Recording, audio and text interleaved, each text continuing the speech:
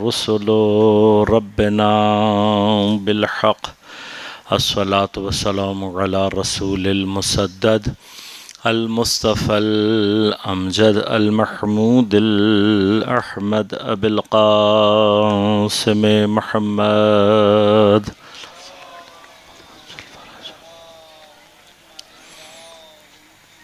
والصلاة والسلام على أهل بيته الطيبين الطاهرين المعصومين المظلومين الملتجبين المنتخبين لا سيما بقية الله في الأراضين روحي وأرواح العالمين لتراب مقدمه الفدا ولعنة الله على أعدائهم أجمعين أما بعد قال الله تعالى في كتابه الكريم بسم الله الرحمن الرحيم وحور عين كأمثال اللؤلؤ المكنون جزاء بما كانوا يعملون لا يسمعون فيها لغوا ولا تأثيم إلا قيلا سلاما سلاما صلوات اللهم صل على محمد وعلى محمد وعجل فرجه. مومنین کرام، سامعین محترم، عزیزان گرامی قدر، سورہ مبارکہ واقعہ کی اجمالی تفسیر اور معارف کے حوالے سے ہماری گفتگو کا سلسلہ جاری ہے۔ سورہ مبارکہ واقعہ قیامت اور اس کے بعد پیش آنے والے بعض مراحل اور مقامات کا پروردگار عالم نے اس میں اشارتاً تذکرہ فرمایا۔ قیامت اور اس کے بعد پیش آنے والے تمام حالات اور واقعات کے حوالے سے جو چیز ہمیں اپنے ذہن میں رکھنی ہے مسلسل، وہ یہ ہے کہ ہم اس جہان اور اس کی کیفیات کو درک کرنے کے قابل نہیں ہیں۔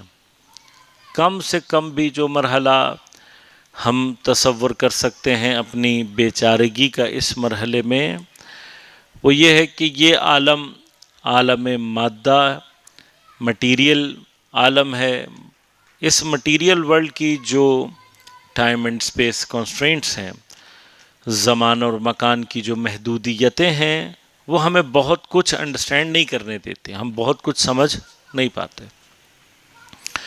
مثلا ہم سب علم سے واقف ہیں، ہمیں پتہ ہے کہ علم ایک چیز ہوتی ہے، ہم بالآخر ہر کوئی کنٹین کرتا ہے، لیکن اگر ہم سے ایگزیکٹلی پوچھا جائے کہ جی علم کیا ہوتا ہے، کیسا ہوتا ہے، تو شاید ہم اس کو پراپرلی ڈیفائن نہیں کر پائیں گے۔ اسی طرح سے اور بہت ساری نان مٹیریل چیزیں ہیں جن کو ہم اپنی روح کے ذریعے سے درک تو کر رہے ہوتے ہیں، لیکن ہم ان کی جو کیفیات اور ان کی جو ماہیتیں ہیں ان کو درک نہیں کر پا رہے ہوتے، سمجھ یا ہماری انڈرسٹینڈنگ ان کے بارے میں اتنی واضح نہیں ہے جتنی ہمارے پاس مٹیریل چیزوں کی آبزرویشن کلیئر ہے۔ لہٰذا ہم اسی مرحلے کو اگر درک کرنا چاہیں اور اس سے آگے کے مراحل میں ہم وارد ہونا چاہیں کہ وہ جہان یا وہ عالم کے جو مٹیریل ریسٹرکشن سے ماورا ہے، بیونڈ ہے، وہ کیسا ہوگا، اس کے معاملات کیسے ہوں گے، وہاں کس طریقے سے سلسلہ ہوگا، وہ ہمیں اس طریقے سے انڈرسٹینڈ کرنا ہمارے لیے آسان نہیں ہے۔ لہذا پروردگار عالم نے ہماری اس بیچارگی کو دیکھتے ہوئے، ہماری اس کمزوری کو دیکھتے ہوئے، ہماری اس محدودیت کو دیکھتے ہوئے اس جہان کی کچھ چیزیں ہمیں ہمارے انداز سے سمجھانے کی کوشش کی۔ یہ بالکل ایک کامن بیہیویئر ہوتا ہے۔ آپ کی کسی بھی چیز کے بارے میں انڈرسٹینڈنگ اگر ڈیپ ہوگی اور آپ کسی ایسے شخص کو سمجھانا چاہتے ہوں گے جو اس کے بارے میں کچھ نہیں جانتا، تو آپ اس کے لیے ایگزامپلس کے تھرو اس کو سمجھانے کی کوشش کریں گے۔ یہ کامن ہے۔ مثلا جو فزکس کا ماہر ہے، اگر وہ مجھ جیسے ایک فزکس کے جاہل کو یہ بتانا چاہے کہ بھائی ایٹم کیا ہوتا ہے یا انرجی کیا ہوتی ہے یا فزکس کی اور بہت ساری ٹیکنیکل چیزیں، تو وہ مجھے اگزامپل دے کے آسان طریقے سے سمجھانے کی کوشش کرے گا، جو شاید اس کی ریالٹیز کو بیان نہیں کر رہی ہوگی، اس کی حقیقت کو بیان نہیں کر رہی ہوگی، صرف ایک لے مین کے لیے جو انڈرسٹینڈنگ ڈیولپ ہو سکتی ہے وہ اس حد تک مجھے ایک بات پہنچانے کی کوشش کرے گا۔ اب جیسے ہم فقہ کے اندر ہے، مطلب بعض مراتب ایسے ہوتے ہیں، ہوتا کیا ہے کہ ہم جب فقہ کی بہت ساری پیچیدگیوں کو چھوڑ کر عوام کو صرف یہ سمجھانے کی کوشش کرتے ہیں کہ بھائی یہ مراحل ایسے ہو جاتے ہیں، تو وہ بعض اوقات بعض لوگوں کی انڈرسٹینڈنگ یہ ہوتی ہے کہ اچھا یہ اتنا آسان کام ہے، مثلا فقیہ جو ہے وہ کئی سال لگا کر جس چیز کو سمجھ رہا تھا وہ میں نے 5 منٹ میں سمجھ لیا، تو ایسا نہیں ہے۔ وہ جو 5 منٹ میں آپ کو توضیح دی جا رہی ہوتی ہے وہ صرف ایک لے مین کے لیے اس چیز کی انڈرسٹینڈنگ کو ڈیولپ کرنا ہوتا ہے، اس کی جو اسٹرینتھ ہے، اس کی جو ڈیپتھ ہے، اس کی جو حقیقت ہے وہ بیان کرنا مقصود نہیں ہوتا۔ لہذا قرآن کریم میں غور کیجئے گا، اس بات کو بہت کلیئر ذہن میں رکھیے گا، چاہے جنت ہو چاہے جہنم ہو، دونوں کے بارے میں جو باتیں ملیں گی وہ صرف ایک گلمپس ہے، وہ صرف ایک ٹریلر ہے، وہ بھی ٹریلر بھی بہت ہی مختصر سا، صرف یہ بتانے کے لیے کہ یہ جو آپ کو بتایا جا رہا ہے یہ ایک لیم اینڈ انڈرسٹینڈنگ ہے، آپ اس کو کئی ٹائمز بڑھا دو، اس کو کئی ٹائم ایکسٹینڈ کر دو، تب جا کے اس کی حقیقتوں کا کوئی اندازہ آپ کو ہو سکتا ہے۔ پس نعمتوں کا جو ذکر ہے اور عذاب کا جو ذکر ہے، دونوں کو آپ نے اور ہم نے جو انڈرسٹینڈ کرنا ہے وہ اس پرائر انڈرسٹینڈنگ کے ساتھ ہے کہ یہ جو کچھ بھی بتایا جا رہا ہے یہ اس کا نہ ریئل میننگ ہے، نہ ریئل اس کی جو یعنی کیپیسٹی ہے، نہ ریئل اسٹرینتھ ہے، یہ صرف ہمیں اور آپ کو سمجھانے کے لیے کچھ باتیں بتائی جا رہی ہیں تاکہ ہم اور آپ ایک آئیڈیا ڈیولپ کر لیں۔ دیکھیے بہت یعنی یہ کامن سی چیزیں ہیں، اگر ہم آپ اور زندگی میں اس کو ایکسپیرینس کرنا چاہیں۔ آپ کا کوئی ایسا ریلیٹو جس نے سمندر نہ دیکھا ہو، آپ تصویروں سے بھی ایون اس کو اگر دکھائیں گے، ڈسکرپشنز بھی دیں گے، تب بھی وہ نہیں سمجھ سکتا کہ سمندر کیا چیز ہے۔ لہذا آپ کا کوئی ایسا ریلیٹو جس نے کبھی زندگی میں اگر سمندر نہ دیکھا ہو اور کراچی اس کو لے جانے کے بعد آپ پہلی مرتبہ ساحل سمندر پہ لے جا کے کھڑا کرتے ہیں تو آپ اس کے چہرے کے تاثرات ملاحظہ کر سکتے ہیں۔ اس کے بالعکس ہے، مطلب وہ لوگ جو پہاڑی علاقوں میں رہتے ہیں، جنہوں نے پہاڑوں کو اور ان کی عظمتوں کو اور اس کی کیفیات کو نزدیک سے دیکھا ہوا ہے، ان کو جب کراچی کے لوگ جاتے ہیں تو وہ ان کو دیکھ کر ہنستے ہیں کہ یہ کیسے منہ کھول کر جو ہے وہ پہاڑوں کو دیکھ رہے ہیں۔ اس کی وجہ کیا ہوتی ہے؟ وجہ یہ ہوتی ہے کہ تصویروں میں دیکھا ہوا پہاڑ یا کتابوں میں پڑھا ہوا پہاڑ اور ہوتا ہے، اور جب آپ اس کے نیچے کھڑے ہو کر اس کو دیکھ رہے ہوتے ہیں وہ پہاڑ بالکل ہی اور چیز ہوتا ہے، وہ ایکسپیرینس ہی کچھ اور ہے۔ اب ہر زندگی کے تجربے کو آپ اس طریقے سے اپنے لیے یہاں پہ تھوڑی سی دیر کے آپ کے ساتھ جو بھی چیز پیش آئی ہو آپ اس کو کنسیڈر کر لیں کہ ہم کسی بھی چیز کے بارے میں جو سوچ رہے ہوتے ہیں اس کی جو ڈسکرپشن، ایون میں نے عرض کیا کہ اب تو آپ کی دنیا موجودہ دنیا میں آپ اس کی ویڈیوز دیکھ لیں، آپ اس کی تصویریں دیکھ لیں، لیکن جب آپ ان ریالٹی اس کو دیکھتے ہیں تب آپ کو پتہ لگتا ہے یا آپ کو احساس ہوتا ہے کہ یہ کیا چیز ہے۔ اب جب دنیا میں اتنی فیسیلیٹیشن کے باوجود اور اتنی محدود سی چیزوں کے حوالے سے ہمارا اور آپ کا رویہ ایسا ہے، تو قیامت کا جو عالم ہے اس کے حوالے سے آپ خود اندازہ لگا لیں کہ کتنی مس انڈرسٹینڈنگ ہوگی جو ہمارے ذہنوں میں قیامت سے متعلق موجود ہے۔ اور پھر اس پر جو ظلم ہے بڑا وہ یہ کہ اس کو اور غلط طریقوں سے بیان کیا گیا، اس کو اور غلط انداز سے ڈسکرائب کیا گیا، جس نے کام جو ہے وہ اور زیادہ خراب کر دیا۔ اب جنت کے حوالے سے جو تصور ہے، جنت پاکیزہ لوگوں کی جگہ ہے، جنت ان لوگوں کی جگہ ہے کہ جنہوں نے مقام عبدیت میں، مقام عبودیت میں اللہ تبارک و تعالیٰ کے سامنے ایک اچھا انسان ہونا ثابت کیا ہے۔ اب یہ وہ لوگ ہیں کہ جن کو دنیا کے اندر، یہ ہوس والے لوگ نہیں ہیں، یہ مثلاً اب آپ ٹیکنیکلی دیکھیں، وہ آدمی کہ جو دنیا میں پرخوری کو اچھا نہیں سمجھتا، پیٹ بھرے ہوئے ہونے کو اچھا نہیں سمجھتا، اور اپنی اس کی روٹین ہے، اس کو بھرا ہوا پیٹ، یعنی ایک مرحلہ آتا ہے کہ وہ چیز جو خدا کو ناپسند ہے بندے کو خود بخود ناپسند ہونے لگتی ہے۔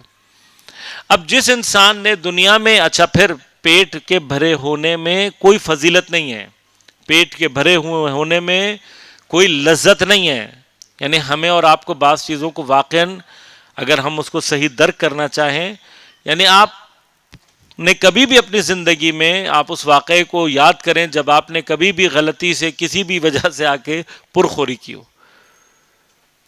اب میں وجوہات کو بیان نہیں کرنا چاہتا کیونکہ اس کی وجوہات بھی کوئی بہت اچھی نہیں ہوتی. یعنی پرخوری آدمی کرتا ہے تو بنیادی طور پر لالچ یا لذتوں اور شہوتوں کے پیچھے ہوتی ہے.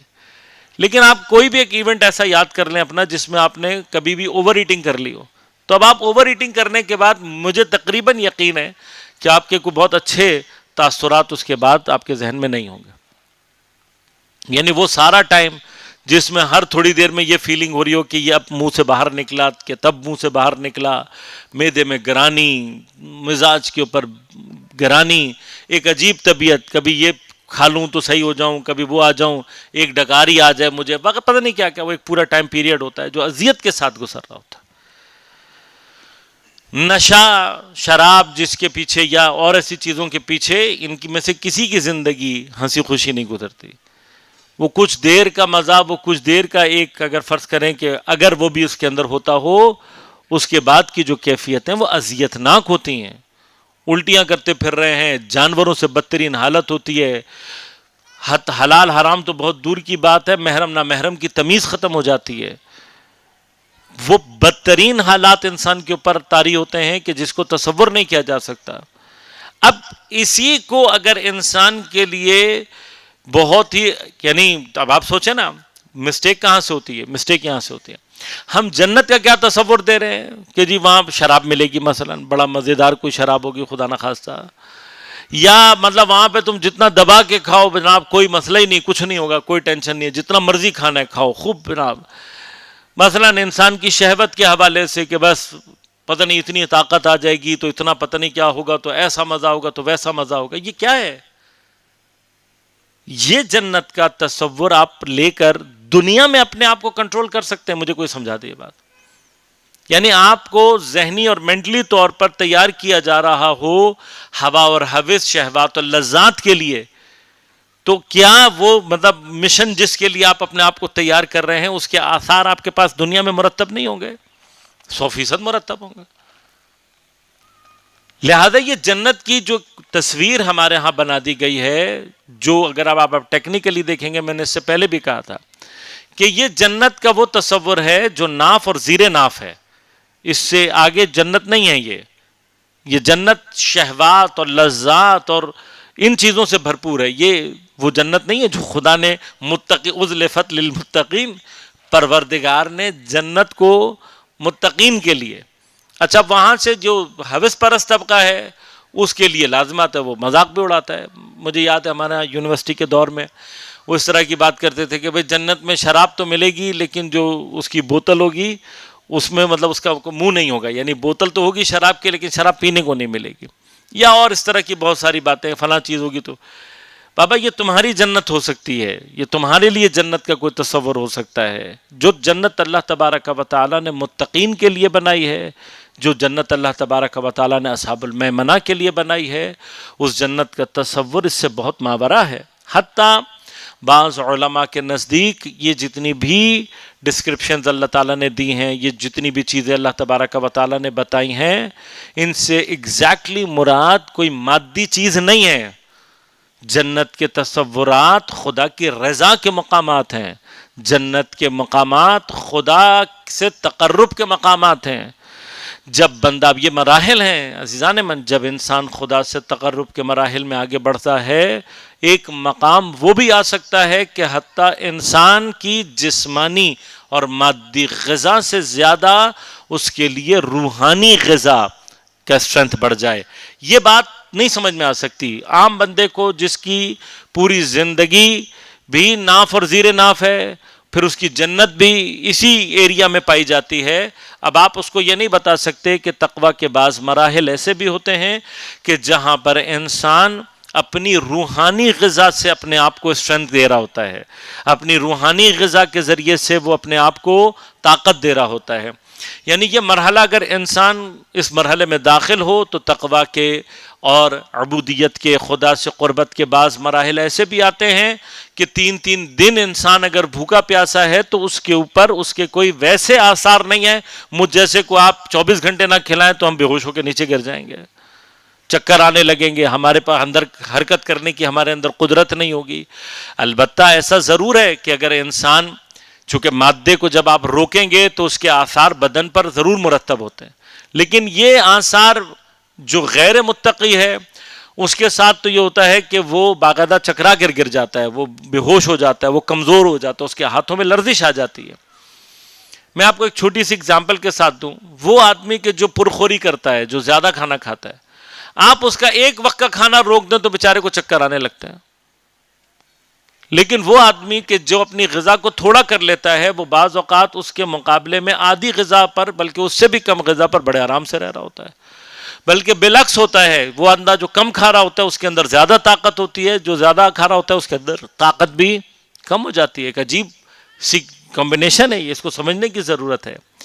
اب جو لوگ تقوی کے مراحل کے ساتھ آگے بڑھتے ہیں، ان کے پاس ایک مرحلہ وہ آتا ہے کہ جہاں پر وہ روحانی غذا ان کو باقی رکھنے کے لیے کفاف کر رہی ہوتی ہے، تو وہ اپنی ضرورت کے لیول سے، دنیاوی اعتبار سے ضرورت کے لیول سے بھی اتنا نیچے چلے جاتے ہیں، اور وہ لیول ان کو کوئی نقصان ظاہری طور پر نہیں پہنچا رہا ہوتا۔ اب یہ مسئلہ، یہ مراحل، یہ اس کو سمجھ میں آ سکتے ہیں جس کو تقوی سمجھ میں، جس کو عبودیت کی منزلیں سمجھ میں آئی ہوں، جس کو تقرب الہی، وہ لوگ سمجھ سکتے ہیں کہ جن کی زبان اطہر سے اس طرح کے جملے جاری ہوتے ہیں کہ مجھے گرمیوں کے روزے پسند ہیں۔ اب یہ گرمیوں کے روزے مجھ سے کوئی کہے گا، مطلب میں تو کہوں گا کہ بھائی اگلا رمضان بہت اچھا آنے والا ہے، کیوں؟ اس لیے کہ دن چھوٹے ہوں گے۔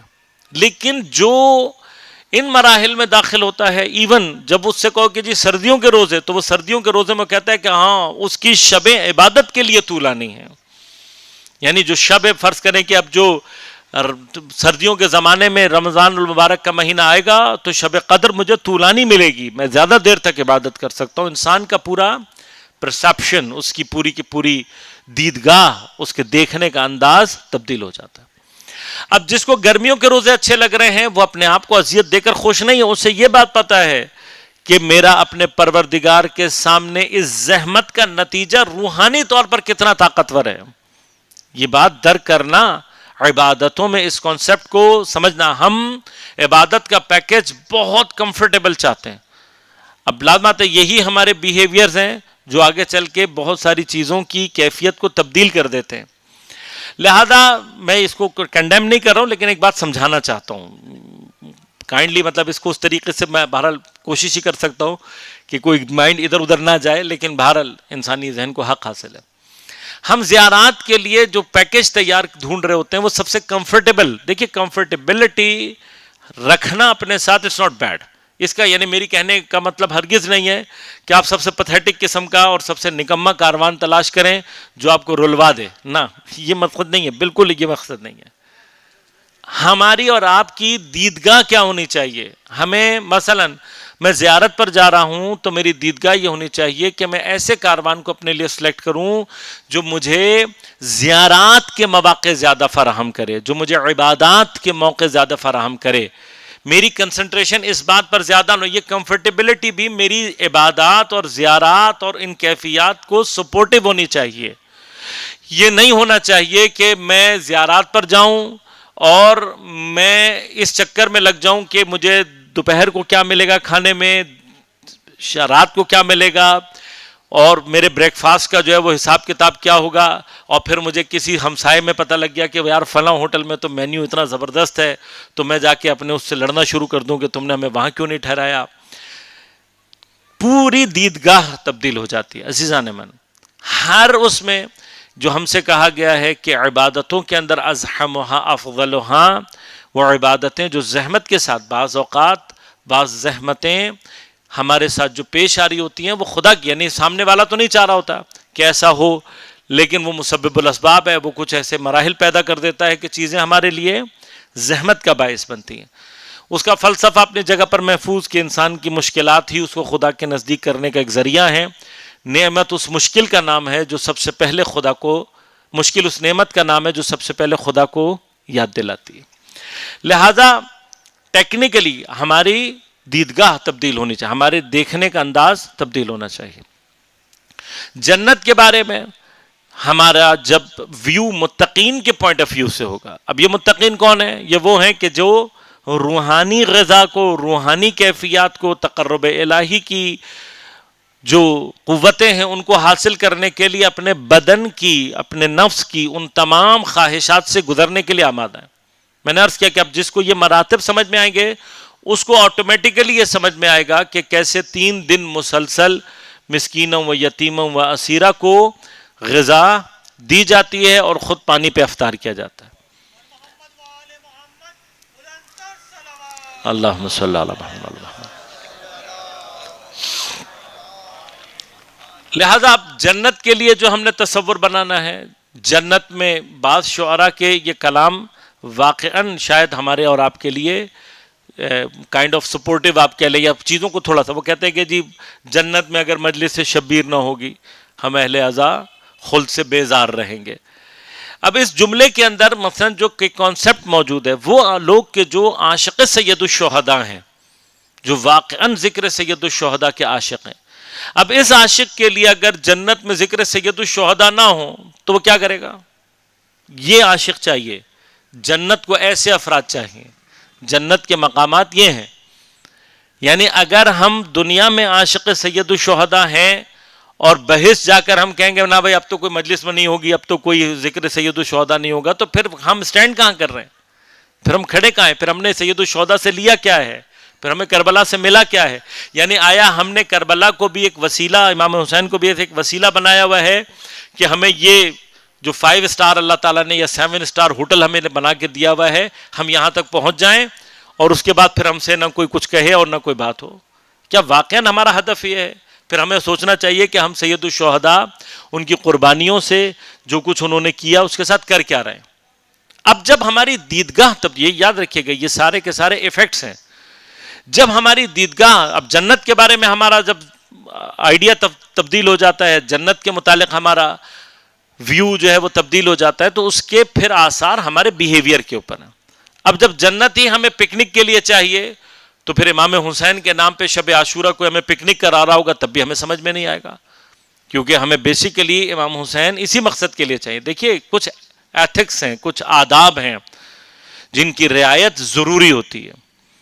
مثلا نماز میں پروردگار عالم نے ہمیں یہ بتا دیا کہ دیکھو بھائی مجبوری میں، جو اب یہ فقہی بحث ہے یہ مجبوری کے حساب سے، کہ آپ کو مجبوری میں اپنا ستر ڈھانپنا ہے۔ مثلا مردوں کے لیے ہے کہ بھائی ناف سے لے کر اور زانو تک کا جو مرحلہ جگہ ہے اس کا ڈھانپنا یہ مرحلہ واجب ہے نماز میں۔ اب یہ اس کا ہرگز مطلب یہ نہیں ہے کہ میں جس وقت نماز کا وقت ہو تو میں بالکل کپڑے اتاروں اور ایک مثلا جانگیا یہاں سے وہاں تک باندھ کر اور میں کھڑا ہو جاؤں نماز کے لیے، کہ بھئی واجب تو یہی ہے نا، نماز چونکہ اللہ تعالیٰ نے کہہ دیا بھئی ستر کا ڈھانپنا یہاں تک واجب ہے، تو میں جب واجب جو ہے میں پورا کروں تو نماز تو میری ہو جائے گی، بھئی ہو جائے گی نماز۔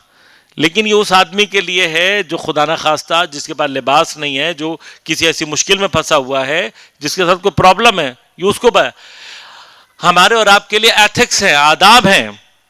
مثلا مجھ سے بعض اوقات لوگ پوچھتے ہیں کہ قبلہ ہماری نمازوں میں وہ مزہ نہیں ہے، تو میں ان کو جواب یہ دیتا ہوں، میں کہتا ہوں بھائی کیسے آئے گا جب ہم آداب نماز کی رعایت ہی نہیں کرتے تو نماز ہمیں کیسے اس کا لطف آ سکتا ہے؟ ایک مرحلہ مقدمات نماز کو فراہم کرنا ہے۔ یہ جو وضو کے درمیان دعائیں ہیں، اگر آپ کو فرض کرنے جلدی یاد نہیں بھی ہو رہی ہیں، آپ اس کا ترجمہ تھوڑا سا یاد کرنے کی کوشش کریں۔ چہرے پہ ڈالتے ہوئے یہ دعا پڑھنا بنیادی طور پر ان آداب کی طرف متوجہ کرنا ہے کہ میں پروردگار کے پاس جا رہا ہوں تو اس کی کیفیت ہے، یہ پانی جو میرے چہرے پر ڈل رہا ہے، پروردگار وہ جو ہے کہ وَبْيَضَّتْ اللہم بیض وجہی یوم تسود الوجوہ، پروردگار میرے چہرے کو روشن کر دے جس دن چہرے جو ہے وہ سیاہ ہوں گے۔ اب اس سے مراد کیا ہے؟ یہ جو روشنی آنی ہے، یہ جو سفیدی آنی ہے، اس سیاہی کے مقابلے پر قیامت کے دن سے متعلق ہے۔ لیکن مقصد کیا ہے کہ میں وضو کرتے ہوئے پروردگار جو بھی گناہوں کی کالک میں نے اپنے چہرے پر مل لی ہے، اس وضو کے ذریعے سے اس کالک کو دھو دے۔ نہ یہ کہ میرے مطلب چہرے پہ سے پسینہ اتر جائے، نہ یہ کہ میرے اندر کوئی تازگی آ جائے۔ لہٰذا یہ بحث ہے۔ اگر وضو کرتے ہوئے، عام طور پہ گرمیوں میں زیادہ پیش آتا ہی ہے کہ گرمی زیادہ ہے، آپ وضو کرنے گئے اور وضو کا پانی ٹھنڈا ہے، اور آپ نے جب سپلیش اپنے چہرے پہ ڈالنا شروع کیا اور آپ کو مزہ آنا شروع ہو گیا کہ بڑا لطف آ رہا ہے، تو اگر آپ نے وہی لطف لیتے ہوئے وضو کیا، بعض فقہا کے نزدیک اس کے اندر اشکال ہے، آپ کا وضو نہیں ہوگا. لہذا اگر آپ کو مزہ آ رہا ہے تو فقہا کہتے ہیں کہ اگر اس طرح کی کوئی کنڈیشن ہے جو آپ کی نیت کو تبدیل کر رہی ہے، مزے کی طرف لے کر جا رہی ہے، تو تھوڑی دیر کے لیے وضو روکیں، آرام سے پہلے مزہ لے لیں. جب آپ کو مزہ آ چکے تو پھر صرف خدا کے لیے وضو کریں. یہ آداب ہیں، یہ وہ باریک لائنیں ہیں کہ جو ہمیں اور آپ کو یہ سمجھانے کے لیے ہیں کہ نمازی کا ورود نماز پر صرف اللہ کے لیے ہونا چاہیے.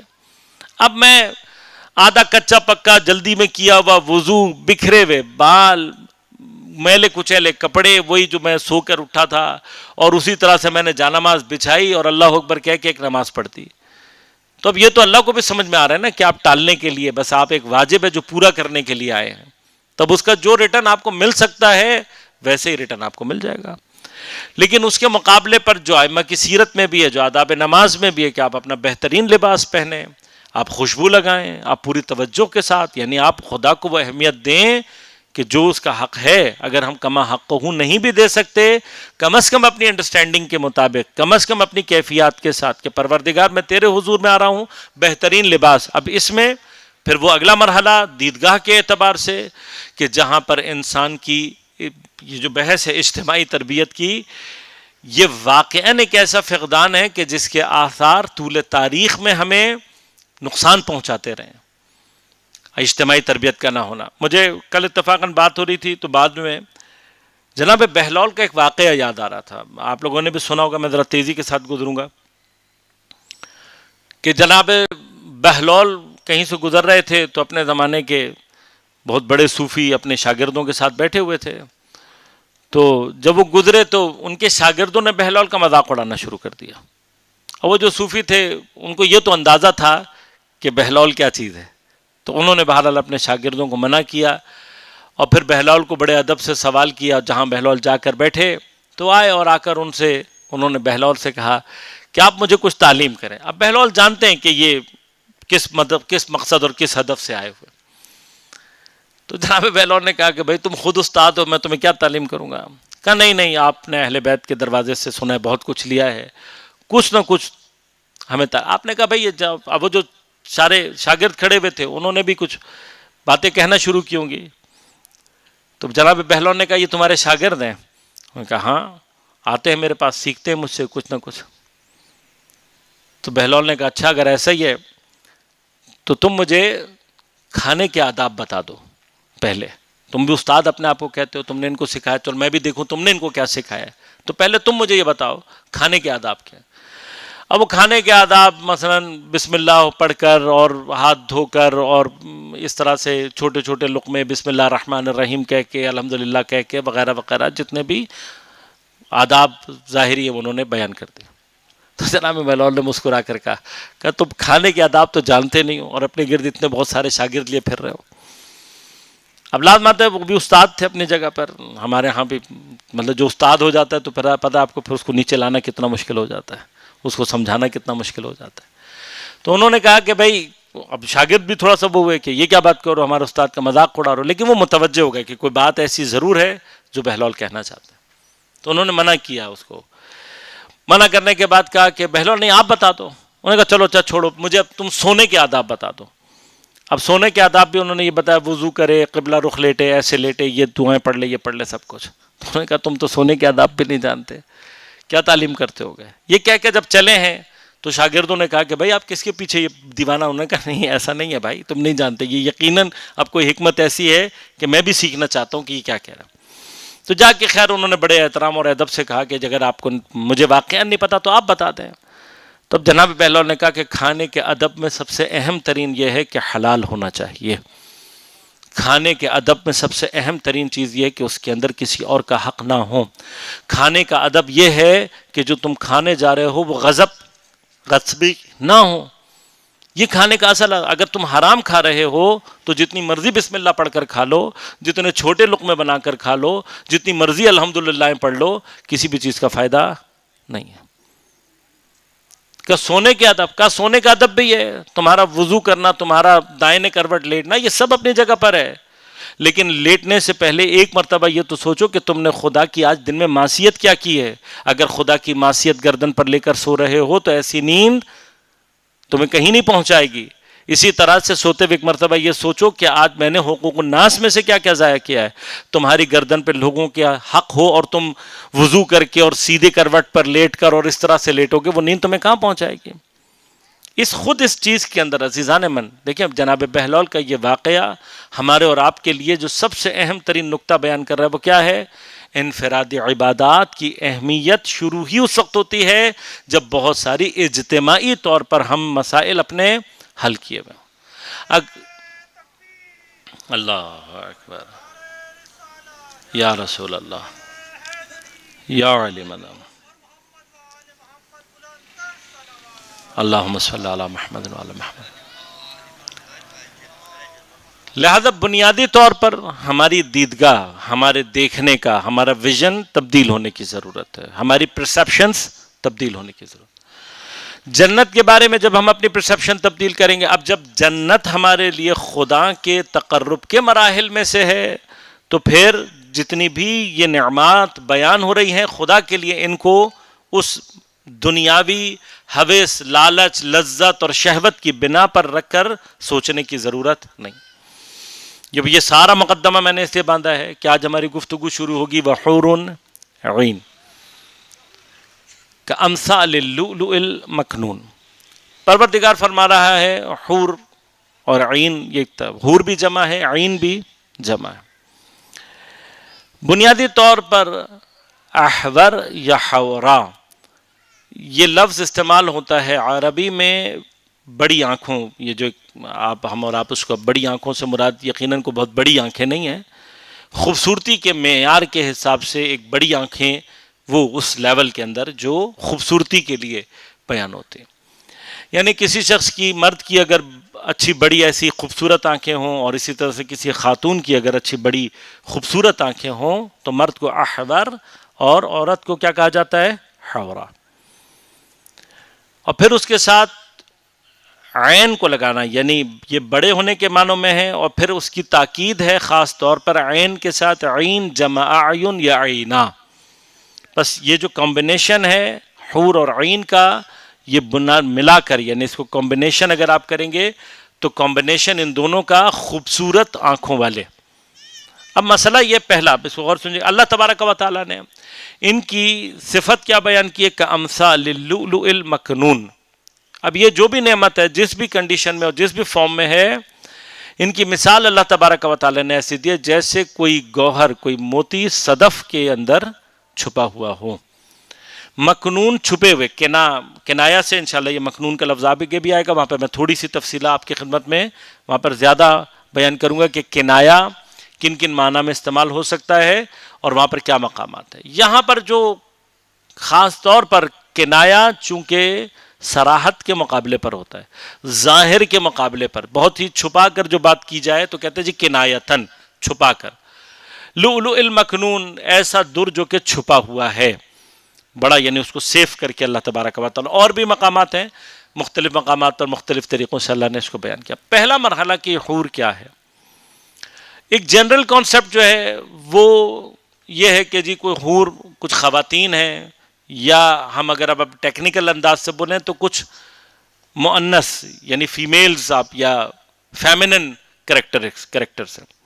اب اس پر علماء کی ایک بحث ہے.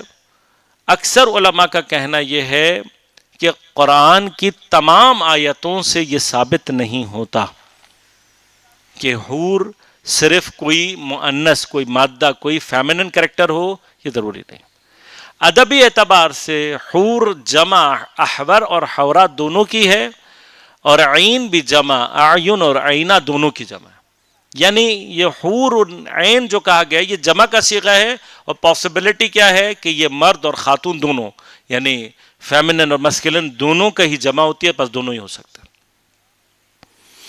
لہذا اچھا, اب پہلے تو اس بات کو سمجھیں کہ جنت کی کوئی نعمتیں, جنت کی کوئی بھی چیز مردوں سے مختص نہیں ہے, ایسی کوئی چیز نہیں ہے جنت کے اندر کہ جس کی نعمت کو یوں کہا جائے کہ یہ تو خاص طور پر مردوں کو ملے گا اور یہ خاص طور پر عورتوں کو ملے گا، ایسا بظاہر کچھ بھی نہیں ہے۔ جنت کی جو نعمتیں ہیں وہ سب کے لیے برابر، جنت کی تمام کیفیات سب کے لیے برابر۔ دیکھیے میں تھوڑا سا کنسپٹ کو کلیئر کرنا چاہوں گا، اس کو خواتین خاص طور پر تھوڑا سا کنسیڈر کریں۔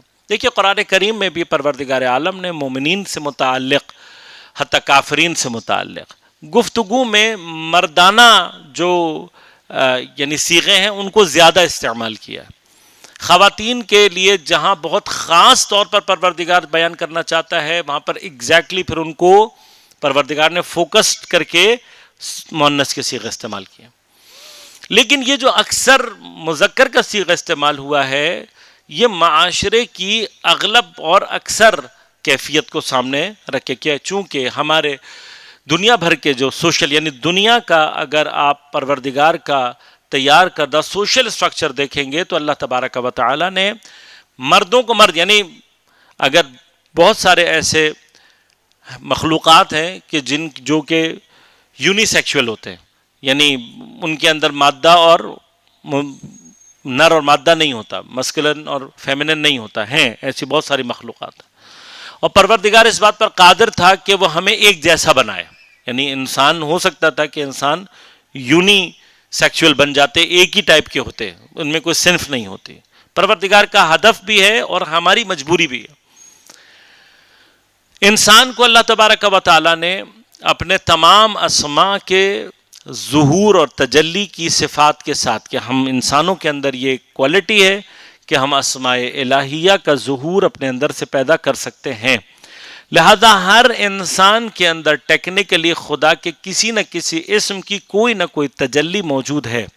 میں کل بھی اس بات کی طرف اشارہ کر رہا تھا، خدا کی اسماء اور صفات لامحدود ہیں۔ یہ جو 99 ہیں یہ ہماری اور آپ کی کیپیسٹی کے حساب سے مشہور ہیں۔ جب آپ جا کر مثلا دعائے جوشن کبیر، اب دعائے جوشن کبیر کیا ہے؟ اس کے اندر 100 فصلیں ہیں، ہر فصل میں بھی اگر آن ایوریج آپ 10 اللہ تعالیٰ کی صفات کنسیڈر کر لیں تو کتنی بن گئیں؟ 100 کو 10 سے ملٹیپلائی کریں کتنے بن گیا؟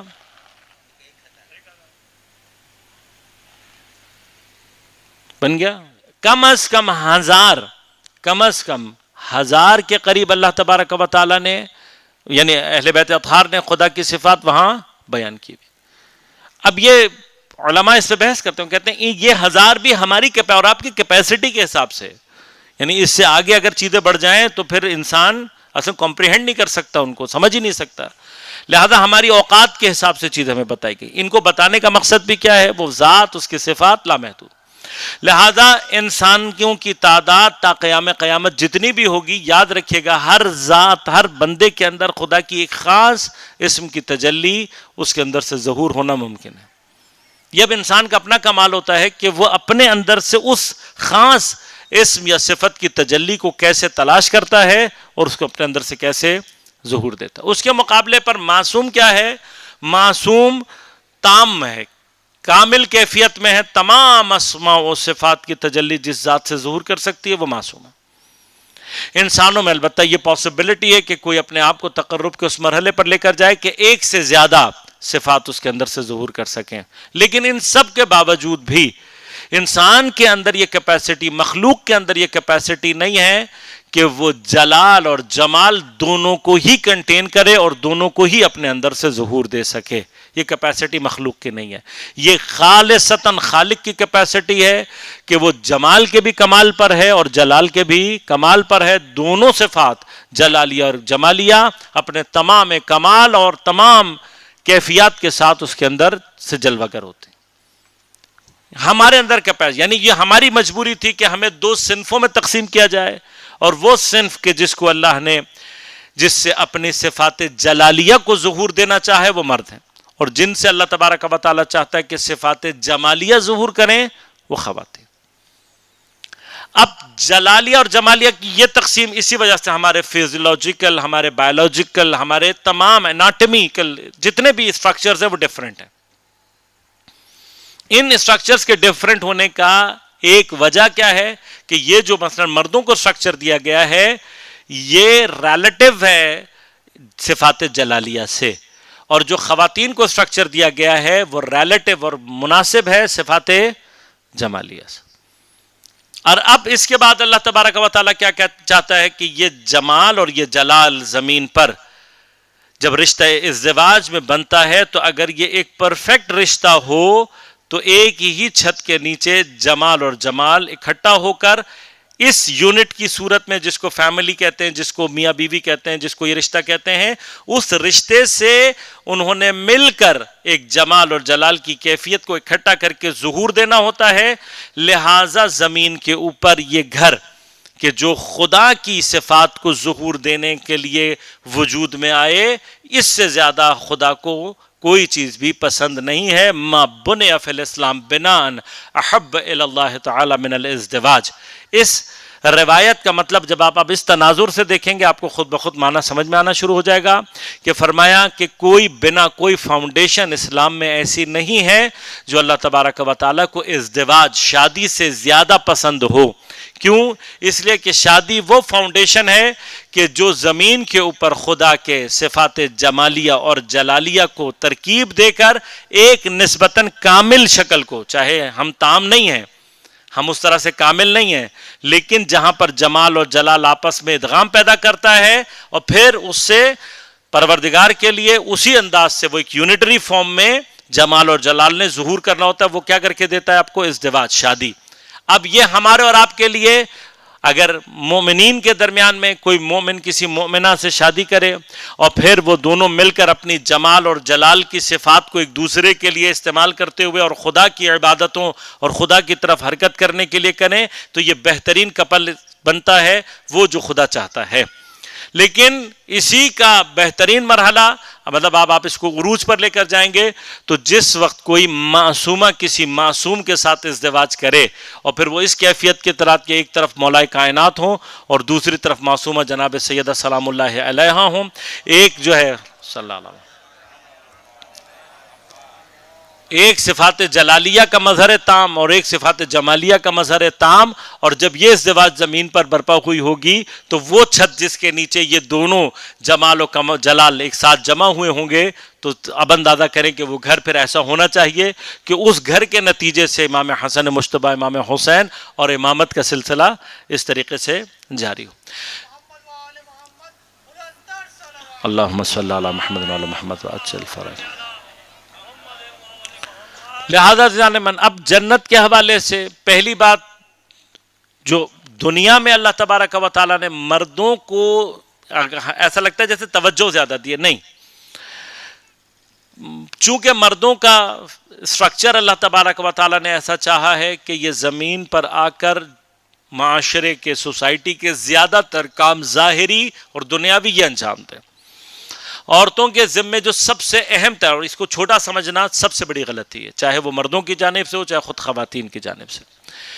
خواتین کے لیے یہ شیطانی چالیں ہیں، یہ طاغوتی چالیں ہیں، یہ سازشیں ہیں کہ آپ کو آپ کی اہمیت سے، مثال اب آپ اس کو یوں تصور کریں کہ کوئی شخص بادشاہ ہو اور وہ بادشاہت کو انٹرٹین کر رہا ہو کسی ملک کا، اب اس کو آ کر کوئی یہ کہے کہ جی آپ نے اپنے یہ وزیر کو اتنے اختیارات دیے ہوئے ہیں اور یہ یوں کرتا ہے اور یہ فلاں کرتا ہے، تو آپ کا کیا فائدہ؟ یعنی یہ تو ساری کے ساری چیزیں اسی کیا، یہی سارا کچھ کر رہا ہے، یہ فلاں کر رہا ہے، یہ ڈھمکا، ساری اس طرح کی باتیں کرے، اور وہ بادشاہ ان کی باتوں کے تحت آ کر اپنے اچھے بھلے وزیر کو نکال کر کہے بھائی تو کل سے فارغ، آج سے سارے کام میں کروں گا. نتیجہ کیا نکلے گا؟ نتیجہ یہ نکلے گا جب وہ وزیر کے کام کر رہا ہوگا تو بادشاہ کے کام نہیں کر سکے گا. ایٹ دی اینڈ کیا ہوگا؟ پوری ریاست تباہ ہو جائے گی. اب عقل مند بادشاہ کون ہے؟ عقل مند بادشاہ کو پتا ہے کہ بھائی مجھے اتنا اچھا وزیر مل گیا ہے تو مجھے چاہیے کہ میں اس کے اوپر ریلائے کرتے ہوئے اپنے باقی کاموں کو اور اچھے طریقے سے انجام دوں، ایسے اور وزیر تیار کروں تاکہ میری بادشاہت اور مضبوط ہو. مجھے وہ کام کرنے ہیں جو میرے مقام اور مرتبے کے مطابق ہیں. اب ویسٹ آ کر ہمارے ہاں دماغوں میں کیا ڈالتا ہے خواتین کے کہ جی دیکھو یہ مرد یہ کتنے کامیاب ہیں، یہ یوں ہیں، یہ فلاں ہیں، یہ پتہ نہیں کیا ہیں، یہ فلاں کمپنی کے سی او لگ گئے ہیں تو ان کے پاس دولت آ گئی ہے تو پتہ نہیں کیا ہو گیا. تو بابا یہ سارے کے سارے آپ کے خادم ہیں اگر آپ اس کو سمجھیں تو.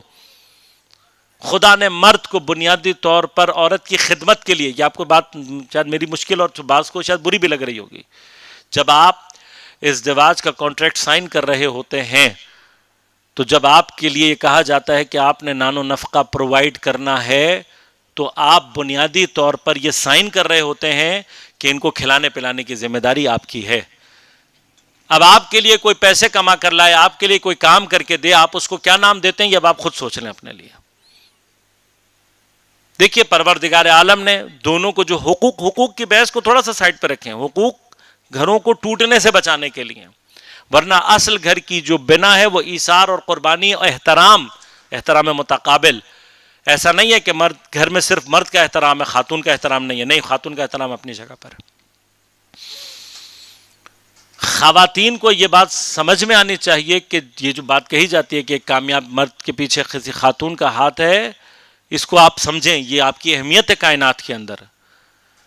تمام کے تمام جتنے بھی افراد ہیں، یعنی یہ بحثیں اپنے اندر کہ حتیٰ ہم یہ کہتے ہیں کہ اگر آپ کربلا کو بھی تقسیم کرنا چاہتے ہیں تو ایک جناب سیدہ کے دودھ کا اثر ہے اور ایک جگر خارہ کے دودھ کا اثر ہے، یہ کربلا ہے۔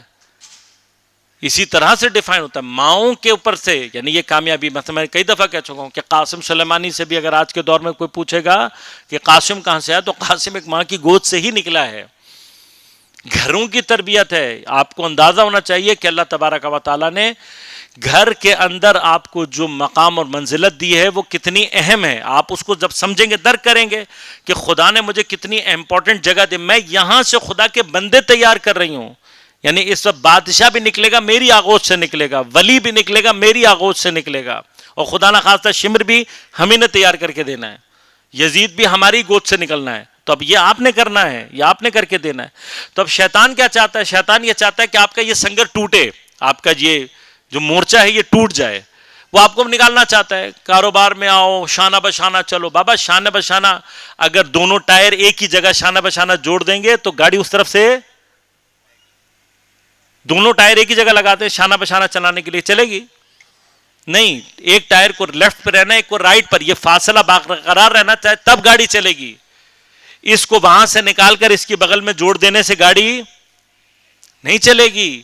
ان دونوں کو شانہ بشانہ لگانے کے لیے درمیان میں لگا دو تو گاڑی نہیں چلے گی۔ ہمیں اور آپ کو سب کو یہ سمجھنا ہے، مردوں کے لیے خواتین کا احترام متقابل ضرور۔ اب مرحلہ کیا ہے؟ چونکہ سوشل سٹرکچر میں مردوں کا کردار زیادہ ہے، لہذا گفتگو میں جو مسکلن صیغہ ہے وہ زیادہ استعمال کیا گیا ہے، ہم کا صیغہ زیادہ استعمال کیا، مسلمون زیادہ کہا گیا، مومنون زیادہ کہا گیا، لیکن جہاں زیادہ کہا گیا وہاں پر کہیں پر بھی مراد ایسا نہیں ہے کہ خواتین نہیں ہیں۔ ہر مقام پر جہاں پر بھی مومنین کے ساتھ یا انسانوں کی بالعموم گفتگو ہے، ہر مقام پر خواتین پر۔ اچھا، کیوں صیغے استعمال نہیں کیے گئے؟ اس لیے کہ دیکھیے یہ احترام ہے، یہ منزل احترام ہے، آپ اس کو سمجھنے کی کوشش کریں۔ جتنا کسی کو مخاطب زیادہ کیا جاتا ہے اتنا اس کا احترام کم ہوتا ہے، جتنا جس کا تخاطب کا مرحلہ زیادہ ہوتا ہے اتنی اس کی ویلیو کم ہو رہی ہوتی ہے۔ جس کو مخاطب کم کیا جائے، مطلب اب یہ کامن رول ہے، آپ کا زیادہ واسطہ پڑے گا کلرکوں سے، ان کو رکھا ہی اسی لیے گیا ہے کہ جو بھی آئے ان سے بات کرے۔ اب جب اوپر چلا جاتا ہے افسر تو وہ کہتا ہے بھائی اس کو بھیجنا میرے پاس، صرف اس کو بھیجنا جس کو میرے لیول کا کام ہو، جو میرے ساتھ بات کرنے کی صلاحیت رکھتا ہو۔ یہاں پہ جو آپ تخاطب کو کم کر رہے ہوتے ہیں، مخاطب کو کم کر رہے ہوتے ہیں، وہ بنیادی طور پر اس کی اہمیت اور ویلیو کے اعتبار سے ہوتی ہے۔ یعنی اگر آپ واقعاً قرآن کو سمجھنا چاہیں، جس قدر عزت اور احترام اللہ تبارک و تعالیٰ نے خواتین کو دیا ہے وہ واقعاً قابل رشک ہے۔ یہ ہماری ماؤں بہنوں کو سمجھنا چاہیے۔ یعنی ہر جگہ جو خواتین کا صیغہ استعمال نہیں کیا گیا، اسی لیے بہت ساری باتیں مردوں کو سامنے رکھ کے کی گئی ہیں تو اس کا مطلب یہ نہیں ہے کہ انہی کے لیے سب کچھ ہے۔ ان میں سے ایک مسئلہ دوبارہ حور کا، ان کو 70 ملیں گی، اتنی مل جائیں گی تو بابا آپ کو بھی ملیں گی، آپ کیوں ٹینشن میں؟ اچھا وہ کو جی حوریں ملیں گے، ہم کیا کریں گے حوروں کا؟ بھئی آپ یہ جو آپ کرنے کے بارے میں سوچ رہے ہیں یہ جنت وہ نہیں ہے جو آپ سوچ رہے ہیں۔ مردوں کے لیے بھی وہ جنت نہیں ہے، یہ 70 حوروں کا وہ نہیں کریں گے جو آپ سوچ رہے ہیں۔ دیکھیے کامن مسئلہ ہے، جس زمانے میں غلام اور کنیزوں کا کانسیپٹ تھا، آپ اپنے گھر میں ماسی رکھتی ہیں، ماسیاں کیوں رکھتی ہیں؟ ماسے رکھ لیں، مرد رکھ لیں، کیوں نہیں رکھتے آپ؟ آپ کو پتا ہے بھائی یہ گھر کی صفائی یہ زیادہ اچھی کرے گی، ان کا کام ہے، ان کو آتا ہے کرنا. وہاں پر آپ مسکلن فیمنن میں نہیں پڑھ رہے ہوتے نا، وہ ایک کام کرنے والے لوگ ہیں، وہ خدمت گزار ہیں. یہ خدمت گزاروں کو خدمت گزاروں کے لیول پہ رہ لیں دیں پلیز، ان کو اس سے اوپر نہ لے کے جائیں. یہ جو حور ہیں، یہ جو ولدان المخلدون ہیں، یہ سارے کے سارے یہ آپ کی وہاں پہ سرونگ کے مطلب اگر کوئی معنی آپ سمجھ سکتے ہیں، پہلا معنی یہ سمجھیں کہ یہ جنت کی وہ نعمتیں ہیں جو آپ کی سروس کے لیے ہیں. ان کو وہ لیول دیں جو ہے.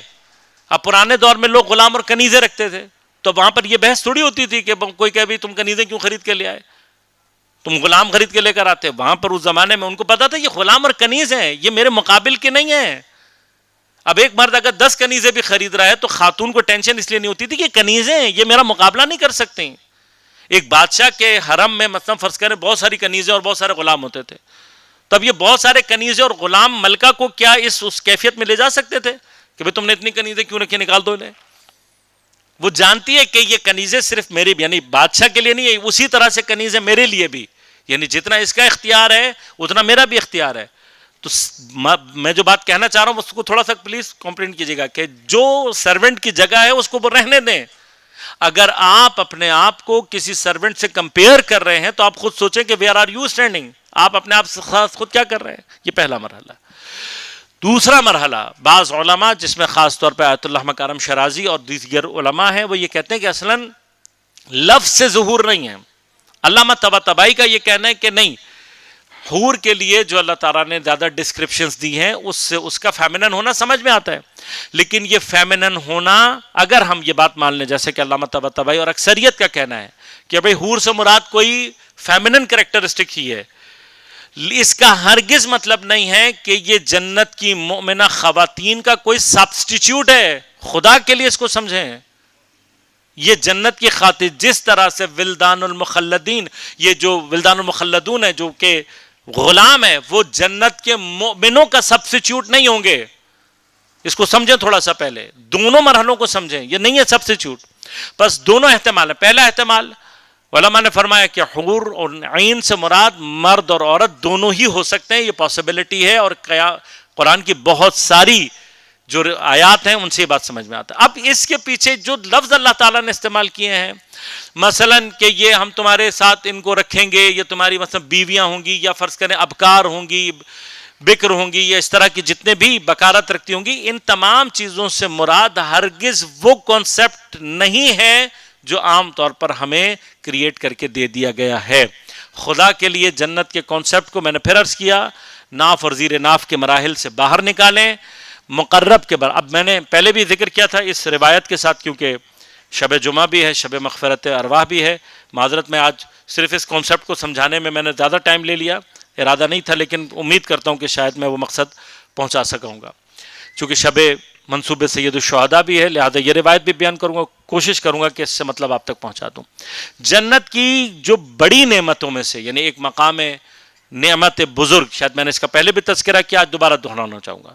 بڑا مرحلہ کا جنت کی عظیم نعمتوں میں سے ایک نعمت کیا ہے؟ کچھ افراد کے جو سید الشہداء کے ساتھ شہید ہوئے اور شہداء کربلا کے ساتھ مشہور ہوں گے، ان کے لیے جو عظیم ترین نعمت ہے وہ کیا ہوگی؟ جمال حضرت سید الشہداء کا مستقیم مشاہدہ کرنا. یعنی وہ لوگ مستقیماً جنت میں جمال حضرت سید الشہداء کا مستقیماً مشاہدہ کر رہے ہو. اب یہ کیا کیفیت ہے؟ وی ڈونٹ انڈرسٹینڈ، لیکن جو بتا دیا گیا وہ کیا ہے؟ وہ یہ کہ جنت کی باقی تمام نعمتیں ان لوگوں کی مشتاق ہوں گی کہ یہ لوگ ہم پر ایک نظر ڈال لیں. تمام نعمتیں وہ یہ کیا چاہ رہی ہوگی؟ وہ چاہ رہی ہوگی کہ یہ ہمارے اوپر ایک نظر ڈالیں. لیکن جو لوگ جمال حضرت سید الشہداء کا مشاہدہ کر رہے ہوں گے، وہ نعمت اتنی بلند اور اتنی بزرگ ہوگی کہ وہ حتیٰ ایک نظر بھی ان کے اوپر ڈالنے کے لیے آمادہ. جس نے جمال ائمہ اطہار دیکھ لیا ہو، جس نے ان کے جمال کے اندر خدا کا جمال دیکھ لیا ہو، اس کے لیے جنت کا معنی، اس کے لیے جنت کی نعمتوں کا کانسیپٹ، اس کے لیے خود جنت کا کانسیپٹ آٹومیٹیکلی تبدیل ہو جاتا ہے. لہذا دعا کرتے ہیں پروردگار سے کہ بارے الہ بحق زہرا و ابیہا و بعلہا و بنیہا ہمیں دین سمجھنے اور اس پر عمل کرنے کی توفیق عنایت فرما، قرآن سمجھنے اور اس پر عمل کرنے کی توفیق عنایت فرما، دین کے اور قرآن کے حقیقی وارث امام زمان علیہ الصلوۃ والسلام کے ظہور میں تعجیل فرما. تمام علماء مراجع اعظام تمام مومنین کو اپنے حفظ امان میں رکھ، ان کی پریشانیوں کو دور فرما، مشکلات کو آسان فرما۔ بار الہ حاضرین کے تمام مرحومین اور وہ تمام مرحومین کے جن کا فاتحہ پڑھنے والا کوئی نہیں ہے مومنین، بالخصوص جتنے دوستان اس تمام سلسلے کو برپا کرنے میں زحمات کر رہے ہیں، ان سب کے مرحومین کی مغفرت فرما۔ ہم سب کو امام زمان علیہ الصلوۃ والسلام کے اعوان و انصار میں شمار ہونے کی توفیق عنایت فرما۔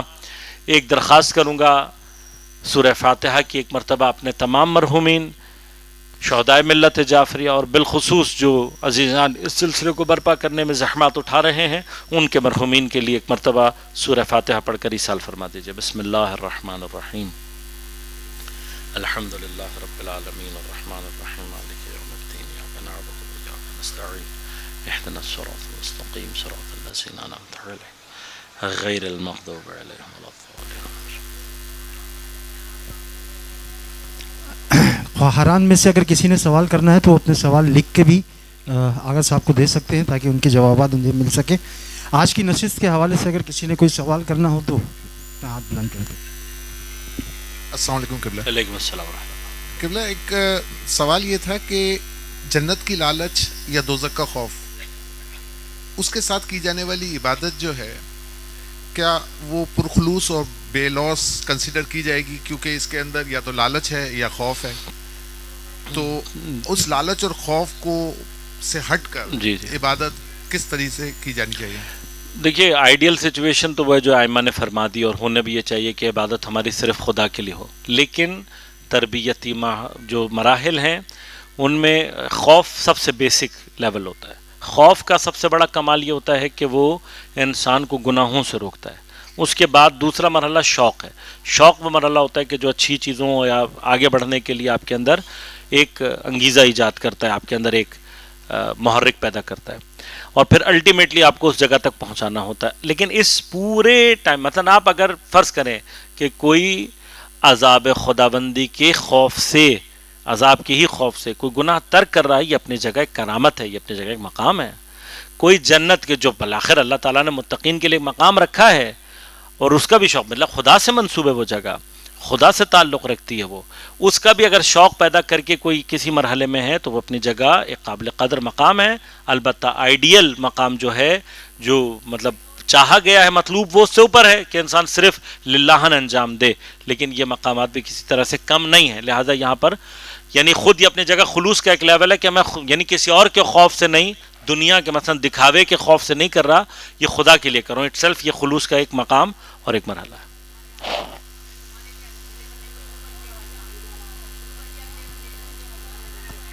السلام علیکم۔ علیکم السلام۔ سوال یہ ہے کہ ابھی آپ جو ہم لوگ کو جنت کے بارے میں یا دوزخ کے بارے میں جو ہماری تربیت ہوتی ہے وہ ہمیں جنت کے جو نقشے کھینچے جاتے ہیں اور دوزخ کا بھی ایک نقشہ کھینچا جاتا ہے، اس کے حساب سے ہوتا ہے۔ ابھی آپ نے جو ایک کانسیپٹ دیا وہ یہ ہے کہ بیسیکلی جنت کی جو سہولیات ہیں یا جو بھی جنت کا جو وہ ہے اس کو دنیا والی چیزوں سے جو ہے نا ایکویٹ نہ کریں، دنیا کے مزوں سے یا دنیا کی لذتوں سے اس کو ایکویٹ نہ کریں۔ وہ ایک الگ ہی لیول ہے جو کہ شاید ہم لوگ اس وقت نہیں سمجھ رہے ہیں۔ تو جب ہم اپنے بچوں کو یہ سکھانے لگیں کہ بھائی جنت تمہارا ہدف ہونا چاہیے، تو بیسیکلی ہم لوگ کیسے بتائیں ان کو کہ کیا فائدہ ہے، یا ایون میں اپنے آپ کو کیسے سمجھاؤں کہ بھائی کیا فائدہ ہے میرا جنت میں جانے کا، جس کی وجہ سے مجھے جو ہے وہ مجھے کامیابی ملے یا جو بھی ہے۔ آپ میرا سوال پرابلی سمجھ رہے ہوں کہ میں کنفیوز ہوں۔ دیکھیے عرض خدمت آپ کی میں یہ کروں کہ جب ہم جنت کے حوالے سے میں سب سے پہلی چیز مطلب فرض کریں کہ میں آپ کو یہ کہوں کہ ایک ایسا مقام کہ جس میں آپ کے لیے آسائشیں مہیا ہیں، آپ کے لیے کوئی خوف نہیں ہے، آپ کے لیے کوئی اچھا وہ مرحلہ ایسا نہیں ہے کہ جس میں آپ کچھ کر کے کوئی چیز یعنی آپ کوئی ورکنگ کریں گے تو آپ کو نتیجہ ملے گا، یا اور اس طرح کی چند ایک اور چیزیں۔ یہی اگر انسان تھوڑی سی سوچ لے کہ یہ جگہ مثال فرض کریں جب آپ کسی جگہ پہ کسی کمپنی میں جاتے ہیں، آپ کو کہا جاتا ہے کہ بھئی آپ یہ کریں، اس کے بعد ہم آپ کو ویکیشنز پہ بھیج دیں گے، تو ویکیشن کا پہلا تصور جو آپ کے ذہن میں آتا ہے وہ کیا ہوتا ہے کہ یار وہ جگہ وہ ہے جہاں کام نہیں کرنا پڑے گا، بغیر کام کے کھانا پینا مل جائے گا۔ یعنی ویکیشن کی کم ترین فضیلت کیا ہوتی ہے؟ یار کام ختم ہو کر نتیجہ مل رہا ہوگا، ہم وہ چیز حاصل کر رہے ہوں گے جو ہم نے۔ جنت کا کم ترین مرحلہ کہ جو ہم سب کو سمجھنا ہے وہ یہ ہے کہ یہ مقام امتحان ہے، یہ مقام کام ہے، وہ نتیجے کی جگہ ہے۔ اور فرق صرف یہ ہے کہ اللہ تعالیٰ کا احسان بھی ہے ہمارے اوپر اور ہمارے لیے آزمائش بھی ہے. یعنی آپ کو اگر میں یہ پیکیج دوں کہ جی آپ نے میرے لیے 1 مہینہ کام کرنا ہے اور پھر اس کے بعد میں آپ کو اگلے 50 سال تک جو ہے وہ آپ کو ہر طرح کی فیسلٹی دوں گا, تو آپ تھوڑی سی دیر کے لیے سوچیں گے نا, پہلے تو آپ کو میرے اوپر ہی شک ہوگا کہ یہ شاید پتہ نہیں کہہ بھی رہے ہیں یا نہیں, ایسا ہو. یہ کامن ہے نا. ہم بنیاد اچھا شیطان یہیں سے وارد ہوتا ہے, وہ کہتا ہے یار وہ پتہ نہیں کس نے دیکھا ہے نہیں دیکھا یہاں پہ اتنی, اب جیسے یہ خود شبہات بھی ہیں اور شیطان ان کو تقویت بھی دیتا ہے کہ یار کیسے ہو سکتا ہے کہ میں تھوڑا سا کام دنیا میں کروں اور پھر آخرت میں مجھے اتنے مزے مل جائیں, یہ کیسے ہو سکتا ہے. یعنی اللہ تعالیٰ کو بھی کوئی مطلب اس کو کچھ ضرورت تو ہے نہیں, تو مجھے اس کو یہاں دنیا میں بھیج کے اس کو کیا ملے گا وغیرہ وغیرہ, اس طرح کی بہت ساری چیزیں اب یہ مکس ہو جاتی ہے. وہ سارے شبہات ہیں جو مکس ہوتے ہیں. کبھی یہ عذاب والے سائٹ سے اوپر آ رہے ہوتے ہیں کہ بھئی یہ کیا, جیسے دوست نے پوچھا, یہ شبہ اپنی جگہ پر ہے. جن لوگوں کے ذہنوں میں اور طریقے سے اٹھتے ہیں میں ان کو بیان کر رہا ہوں, کوئی ایک شخصیت ٹارگٹ نہیں کر رہا میں کسی کو, خدا نخواستہ یہ جسارت نہیں کر رہا ہوں, لیکن یہ شبہات ایجاد ایسے ہی ہوتے ہیں کہ یار مطلب محدود گناہ کا اتنا بڑا سزا کیسے مل سکتی ہے. اسی طرح سے پھر یہی شبہ گھوم کے یہاں پر آئے گا کہ جب نہیں مل سکتی تو پھر یہ بھی نہیں ہو سکتا کہ میرے محدود کام کا اتنا بڑا صلاح کہ ساری زندگی ابدی جنت ابدی مزے. بھائی کیوں؟ اب جیسے یہ ہمارے ذہن میں آ جاتا ہے تو بہت ساری چیز ہمارے لیے, اب یہ سارے کے سارے مسئلے کیا ہیں, پھر وہاں سے پلٹتی بات کہ جب توحید سمجھ میں نہیں آتی, نبوت اور امامت کلیئر نہیں ہوتی, تو جنت اور اس کے متعلق بہت ساری چیزیں کلیئر نہیں ہوتی. بات یہ ہے کہ جب توحید میں آپ کو یہ کلیئر ہو جاتے کہ خدا غنی عن العالمین ہے, تو ضرورت اس کو کسی بھی چیز کی نہیں, اس کو تو ضرورت مجھے اور آپ کو پیدا کرنے کی بھی نہیں تھی. بس اب اگر اس نے مجھے اور آپ کو پیدا کر دیا تو اس کا کرم ہے, اس کا رحم ہے. لیکن اس کے بعد چونکہ وہ صاحب کمال ہے اور اس کے کمال کا جلوہ, اب ہم جب ان تمام بحثوں کو سالو کرتے ہوئے نیچے آتے ہیں تو خود ہمیں اپنی قدر پتہ لگتی ہے. کبھی بیٹھ کر یہ سوچئے گا کہ خدا کی کمال کا جلوہ اگر میرے وجود سے ظہور کرنا ہے تو میں خود ہوں کیا, میں کیا چیز ہوں. پھر یہ کچھ دیر کے لیے آدمی اگر سوچے تو اس کو اندازہ ہوگا کہ میں کس قدر قیمتی ہوں. اور یہ چیز پھر فرد کے اوپر ہے, یعنی یہ 1-2 لوگوں کے لیے نہیں ہے, یہ فردن ایک یعنی ہر بندہ جو اللہ, میں نے اس لیے کہا ہر کسی کے اندر سے خدا کی ایک کم از کم ایک صفت اور ایک اسم کے تجلی. آپ صرف ایک دفعہ بیٹھ کے سوچے تو صحیح کہ خدا کی کسی صفت کی تجلی مجھ سے ہو سکتی ہے تو میں چیز کیا ہوں. بس جب انسان کے یہ سارے اب آپ سوچیں نا کہ آپ کو تھوڑا سا ٹائم دیا گیا, لیکن اس تھوڑے سے ٹائم میں آپ نے اگر یہ کمال کر کے دکھا دیا کہ آپ نے خدا کی مخلوقات اور اس جہان مادی میں سے پہنچ کر خدا کی اس صفت یا اس اسم کی تجلی اپنے ظہور سے وجود سے کر دی, تو خدا کو آپ کو بنانے کا ہدف پورا ہو گیا. اور جب آپ کا بنانے کا ہدف پورا ہو گیا تو پھر وہ چونکہ غنی العالمین ہے وہ آپ کو ایٹرنل دے گا. مزے کرو, آپ نے مقصد پورا کر دیا. اب چونکہ آپ میرے اوپر شک کر سکتے ہیں کہ مولانا پتہ نہیں خود 50 سال زندہ رہے یا نہیں رہے, مجھے تو کہہ دیا انہوں نے کہ میں تمہیں 50 سال تک دوں گا. لیکن اب جب آپ توحید کی بحثوں کی طرف پلٹیں گے, جو خدا بھی ایٹرنل ہے, جس کی صفات بھی ایٹرنل ہیں, جس کے خزانے بھی ایٹرنل ہیں, جس کا سب کچھ ایٹرنل ہے, تو اب اس کی بات پہ عمل کرتے ہوئے ہمیں سمجھ میں آتا ہے ریکوائرمنٹ کیا. ریکوائرمنٹ یہ میرے بندے بن جاؤ. یہ بندہ بننا بنیادی طور پہ اب دیکھیے بندگی کی سطح نیچے گرا دینا. آج کسی نے شیئر کیا تھا ایک مولانا صاحب کا ایک کلپ, جس میں وہ بہرحال میر تقی, ان کے مطابق وہ میر تقی میر کے شعر تھے, میری نظر سے البتہ میر کے یہ اشعار نہیں گزرے, لیکن اس میں وہ مولا کائنات کے لیے, اب اس کے دوران وہ اشعار پڑھتے پڑھتے انہوں نے درمیان میں یہ جملہ کہا جو میرے لیے بڑا کنفیوزنگ رہا, اور ابھی تک میں کنفیوز ہوں کہ پتہ نہیں کیا یہ کون سی تعلیمات ہیں. کہ جی ہمارا عقیدہ یہ ہے کہ علی خدا نہیں ہے لیکن بندہ بھی نہیں ہے. اب نعرے لگنا تو اس پر بنتا ہے نا بھائی کہ نہ خدا ہے نہ بندہ ہے. وہ گھر جا کے سوچو تو صحیح کہ تم نے حضرت امیر کے ساتھ توہین کتنی کی ہے. اگر حضرت امیر سے تم نے بندگی کو چھین لیا ہے اور خدا بھی نہیں ہے تو تم نے تو حضرت امیر کو درمیان میں, اچھا یہ کہہ دینا جی واسطہ ہے بین خدا و بندہ, عبودیت کی منزل سے حضرت امیر کو ہٹا دینا, اس بات کو آپ سوچے تو صحیح کہ آپ حضرت کے ساتھ, وہ کہہ رہے ہیں کفا بی عزن ان اکون لک عبدا, پروردگار میری عزت کے لیے کافی ہے کہ میں تیرا بندہ ہوں, جس کو حضرت امیر اپنے لیے باعث عزت سمجھ رہے ہو. تم چند لوگوں کے مثلا نعروں اور چند مثلا معذرت کے ساتھ میں ان کو محب اہل بیت نہیں مانتا, جو اہل بیت کی توہین کے ذریعے سے کوئی اپنے لیے مثلا خدا کی توہین کے ذریعے سے کوئی فضیلت کا نقطہ نکالتے ہیں, یہ محب اہل بیت نہیں ہے, قطعاً نہیں ہے.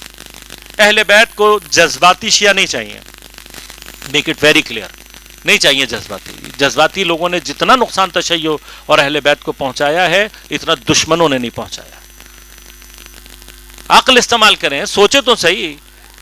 آپ پیغمبر کے لیے کمال کیا, رسول بعد میں کہہ رہے ہیں عبدہ, ہر نماز میں عبدہ عبدہ عبدہ کہہ کر, اور پھر آپ حضرت کو یہ کہیں کہ یہ عبد نہیں ہے. آپ اہل بیت اطہار سے اگر منزل عبودیت کو چھین رہے ہیں تو پھر پیچھے ان کے پاس وہ فخر جس کے اوپر وہ کہہ رہے ہیں یہ میرا عظیم فخر ہے, یہ میرے لیے عظیم مقام ہے, یہ میری عزت ہے, اور آپ ان سے وہ مقام چھین لیں صرف اپنے کچھ نعروں کے لیے, کچھ ان کے لیے. تو مرحلہ کیا ہوتا ہے آقا جان, یہاں سے مسائل تھوڑے سے شروع ہوتے ہیں. ماما حضرت کے ساتھ کچھ چیزیں شاید تلخ ہو گئی. السلام علیکم. علیکم السلام. اچھا, آپ نے فرمایا کہ جو کانسیپٹ ہے وہ ایسا نہیں ہے کہ صرف مردوں کے لیے, خواتین کے لیے, دونوں کے لیے. جو سرونٹس کا کانسیپٹ آپ نے بتایا, حوروں کے جو پیچھے جو معاملہ ہے ایکچوئل, تو اگر تو وہ صرف خدمت گزار ہیں یا پھر سرونٹس ہیں یا غلام والا ایک کیٹیگری ہے, تو اللہ پاک نے اتنی زیادہ ڈیٹیل کچھ آیتوں میں کیوں کی؟ جیسے انہوں نے کہا کہ چھپے ہوئے, جیسے آپ نے خود کہا کہ پرلز ہیں, یا پھر کچھ جگہوں پہ لگتا ہے کہ جیسے کہیں شاید میں نے پڑھا ہے یا کہیں, sorry if I am mistaken, کہ وہ انڈے ہیں جن کو کسی نے کبھی, جیسے عام طور پہ بتا دیں کہ ایسی خواتین جس کو کبھی کسی نے ٹچ نہ کیا ہو, چھوا نہ ہو. تو پھر اگر وہ لیول ہے غلاموں والا, سرونٹس والا, تو اتنی زیادہ ڈیٹیل کچھ جگہوں پہ اللہ پاک نے کیوں جو ہے وہ پرووائڈ کی؟ جی, اصل میں بات یہ ہے کہ دیکھیں جنت میں اب جیسے ہوتا ہے نا کہ کچھ چیزیں ہیں جن کا تعلق آپ کے کھانے پینے سے, کھانے پینے کو آپ کتنا ڈیفائن کر لیں گے, ان کا لیول آف ڈیفینیشن کتنا ہوگا, اتنا ہی ہوگا جتنا ہونا چاہیے. لیکن جب میں آپ کو کوئی سروس ایسی پرووائڈ کر رہا ہوں کہ جو سب سے زیادہ آپ کے کام آنے والی ہو, میں آپ کو مثلا فرض کریں کہ مثال ایک بات ہے کہ آپ کسی جگہ گئے ہیں اور میں آپ کو خدمت گزار دے رہا ہوں, اب اس کو دنیا میں ہی آ کے ہم کر لیتے ہیں. ایک مرتبہ میں کہوں یہ آپ کے غلام کنیز آپ لے لیں, لیکن اگر میں نے آپ کے لیے دنیا کے بہترین افراد فراہم کیے ہوں تو میں آپ کو بتانا چاہوں گا نا کہ بھائی یہ عام کنیز ہیں, یہ عام غلام نہیں ہیں, یہ مطلب اس کے اندر یہ ایکسپرٹیز ہے, اس کے اندر یہ ایکسپرٹی ہے, یہ ہے, یہ ایسا ہے, اس کے اندر یہ کوالٹی ہے, اس کے اندر وہ کوالٹی ہے. تو میں آپ کو بتاؤں گا, ڈسکرائب کروں گا نا. یہ ڈسکرائب کرنا مقصد کیا ہے, دیکھیے میں اس کو سمجھے گا تھوڑا سا. یعنی اگر میں ٹیکنیکلی اس کو بات کروں تو حوروں کی جتنی صفات ہے نا, خواتین کو صرف ایک بار یہ سوچنا چاہیے کہ یار یہ اتنی ایکسٹریم لیول پر جا کر یہ جو صفات بیان ہو رہی ہیں, اگر میں جنت میں پہنچتی ہوں یہ میرے سرونٹ کا لیول ہوگا تو میرا لیول کیا ہوگا. یہ بات درک کرنے کا مرحلہ ہے, یہ سمجھنے کا مرحلہ ہے, خصوصاً خواتین کو, وہ مومنات کہ جو انشاءاللہ بہشت میں پہنچنے کی صلاحیت پیدا کریں گی, ان کے لیے یہ مقام افتخار ہے. یعنی اللہ میرے شوہر کو جو سرونٹ دے گا یا مجھے جو سرونٹ دے گا وہ اس کا لیول یہ ہے. جب اس کا لیول یہ ہے تو پھر میرا اب یہ نہیں ہوگا. ہم نے اصل مسئلہ کیا, جنت کے لیے ہم نے عام طور پر یہ سمجھا ہوا ہے کہ ہم جیسے دنیا میں ہیں نا ایسے ہی ہم ایسے ہی پہنچ جائیں گے جنت میں بھی. نہیں ہے, یہ اس کانسیپٹ کو بھی کلیئر کریں. جنت میں پہنچنے والوں کو جو اللہ تعالیٰ بدن عطا کرے گا, ان کو جو خوبصورتی عطا کرے گا, ان کو جو مقامات عطا کرے گا, اس کا آپ تصور بھی نہیں کر سکتے. دنیا میں آپ نے سوچا بھی نہیں ہوگا وہ چیز کہ جو, اور بالکل برعکس جہنم ہے, بالکل برعکس جہنم ہے. میں نے جہنم کے کچھ مقام پہلے بھی بیان کیے تھے, آگے بھی بیان کروں گا. جنت کی تمام نعمات کو ایک طرف کر دیں, خود جو پروردگار بہشت میں پہنچنے والوں کو, یعنی بالآخر چونکہ ہماری روح کے ایک حصے نے بدن کے ذریعے سے اپنے بعض مقامات کو اور مراحل کو ظہور دینا ہوتا ہے, لہٰذا جنت میں پہنچنے کے بعد پروردگار ان چیزوں کے ظہور کے لیے جو بدن عطا کرے گا وہ ایسا با کمال بدن ہوگا کہ آپ تصور نہیں. اب مرحلہ کیا, یہ ٹیکنیک ہے. یعنی آپ کو ایک لوور لیول, یعنی جو آپ کا سرونٹ ہے اس کی مطلب ٹانگیں ایسی چمکتی بھی ہوں گی اور فنا ایسے ہوگا اور وہ اتنا یوں پانی کے سفید پانی کی طرح یوں ہوگی, بہت ساری جتنی بھی آپ تعریفیں کر رہے ہیں. اب آپ یہ سب کچھ سوچ کر یہ سوچیں یہ آپ کے سرونٹ کی کوالٹیز ہیں, بہشت میں پہنچنے والے کی سرونٹ کے لیے یہ. تو جو آپ کے لیے سرونٹ ہے اس کا اگر لیول یہ ہے تو پھر آپ کا اپنا لیول کیا ہوگا. جب آپ اس کو تصور کریں گے تب آپ کو پتہ لگے گا کہ بہشت اللہ جن کے لیے انہوں نے سجائی ہے, پھر کیا کہا نا, متقین کے لیے سجائی ہے. یعنی کہاں رکھنا چاہتا ہے, کس لیول پر آپ کو رکھنا چاہتا ہے. اسی وجہ سے یہ جو دنیا میں ہم اور آپ بعض اوقات دنیا داروں کے مطلب وہ دیکھ کر کہ یار کیا گاڑی ہے ان کی, پتہ نہیں کیا لباس پہنتے ہیں, یہ پتہ نہیں کیا خوراک کھاتے ہیں, یہ پتہ نہیں کیا کرتے ہیں.